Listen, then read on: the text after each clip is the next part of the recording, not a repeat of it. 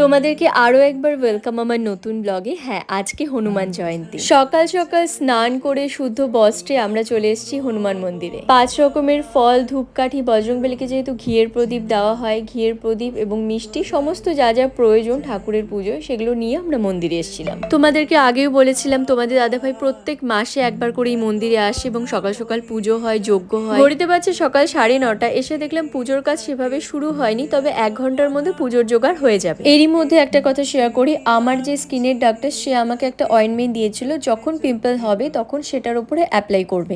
2 থেকে 3 দিন রাতে দিয়ে শোবে, পরের দিন ধুয়ে ফেলবে। খুব ভালো কাজ করে। তো সেটাই আমার পিম্পল হয়েছিল ঠোঁটের ঠিক ওপরে। আগের দিন রাতে দিয়ে শুয়েছি, পরের দিন সকালবেলা দেখছি উঠে এরকম ঠোঁটের ওপরে লাল হয়ে স্পট হয়ে গেছে। তারপর ভাবছি এরকম হওয়ার তো কথা না, নিশ্চয়ই কোনো গড়বড় আছে। তারপরে অয়েন্টমেন্টটা চেক করে দেখি এক্সপায়ারি হয়ে গেছে বিগত 2 মাস আগে। আর কি, এটা এখন সারতে একটু টাইম লাগবে। তোমরা দেখে হয়তো ভাবতে পারো যে মধুদির ঠোঁটের ওপরে ওটা কি হলো, তাই আগেই আমি ক্লিয়ার করে দিলাম। এই মন্দিরে প্রত্যেক মঙ্গলবার পূজা হয়, তার সাথে যজ্ঞ হয়, প্রচুর মানুষেরও ভিড় হয়। যে যা পেরেছে বজরংবলীর জন্য পুজোর জন্য সবকিছু নিয়ে এসেছিল। তো অনেকে আবার দেখছিলাম কলা পাতার মধ্যে গুড় আর ছোলা দিচ্ছিল, আবার কেউ পাতার মধ্যে জয় শ্রীরাম লেখা এই মালাটা, এই মালাটা বজরংবলীকে পরাচ্ছিল।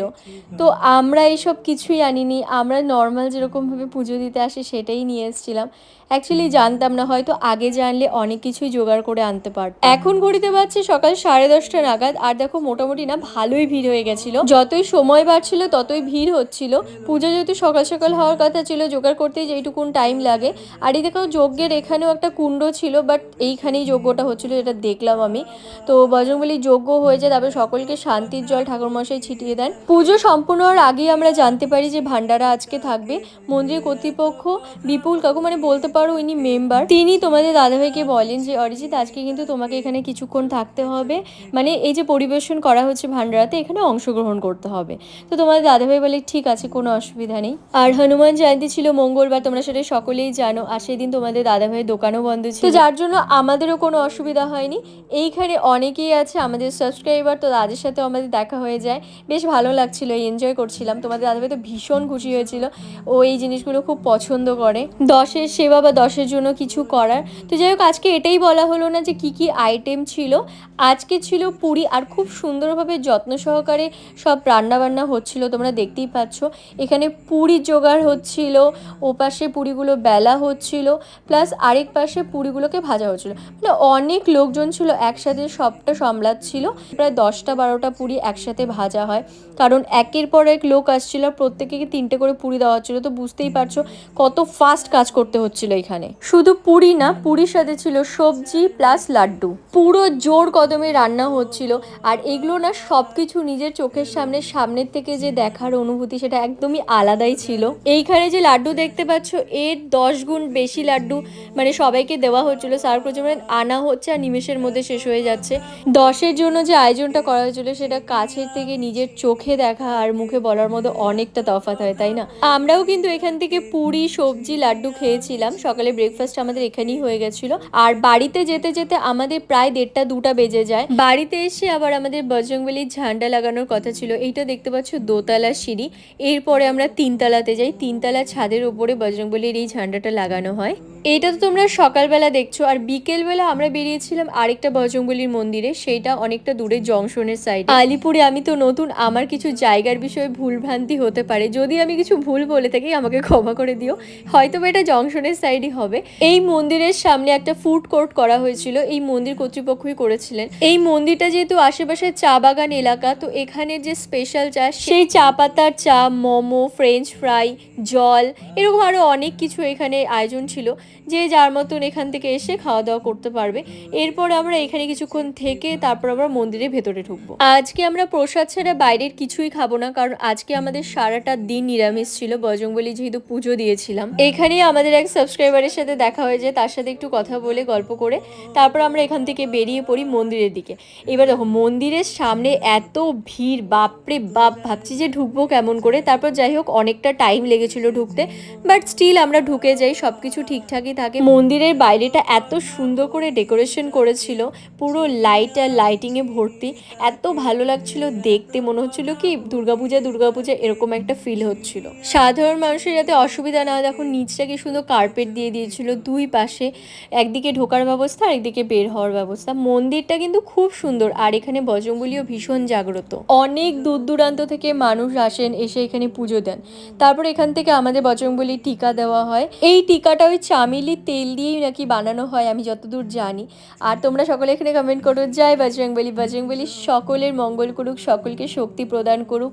এই বছর যেরকমভাবে আমরা সেলিব্রেট করেছি এই দিনটা, এর থেকেও যেন আরও ভালোভাবে আমরা পরের বছর সেলিব্রেট করতে পারি, এই কামনাই করি আমি বজরংবলীর কাছে। তারপরে আমরা এখান থেকে প্রসাদ নিই। একটা মানুষও এখান থেকে প্রসাদ না নিয়ে যায়নি, প্রত্যেকটা মানুষ শুরু থেকে শেষ অবধি এখানে প্রসাদ পেয়েছে। তারপরে তোমাদের দাদাভাইকে বললাম আমার তো প্রসাদ নেওয়া হলে বা তুমি টিকা নাও, প্রসাদ নাও। তারপর ও টিকা নিল, প্রসাদ নিল। ওখানে না আমাদের এত ভালো লাগে, একটা আলাদাই ঝিমিঝিমি পরিবেশ থাকে।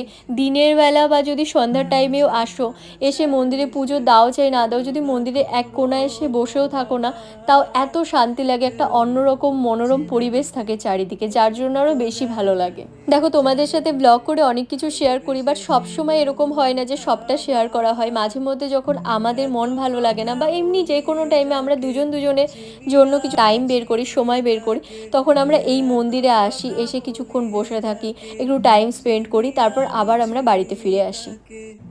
এবারে তোমাদেরকে এই কথাটা শেয়ার না করলেই না, আমরা ওই বজরংবলী মন্দির থেকে চলে জংশন থেকে আমাদের আলিপুরে ঢোকার রাস্তায় এই মন্দিরটা পড়ে। এটা হচ্ছে মা সন্তোষীর মন্দির প্লাস বজরংবলী মন্দির প্লাস বাবা ভোলেনাথের মন্দির। তো এবার আমরা না অনেক দূর চলে গেছিলাম মন্দিরটাকে ক্রস করে। তারপর তোমাদের দাদাভাই রাস্তার মধ্যে হঠাৎ করে বলছে, আচ্ছা এই রাস্তা দিয়ে এত যাতায়াত করি, এই মন্দিরটা কখনো ঢুকি না, সবসময় মন্দিরের বাইরে দিয়ে আমরা প্রণাম করে চলে যাই, চলো না আজকে আমরা ভেতরে ঢুকি।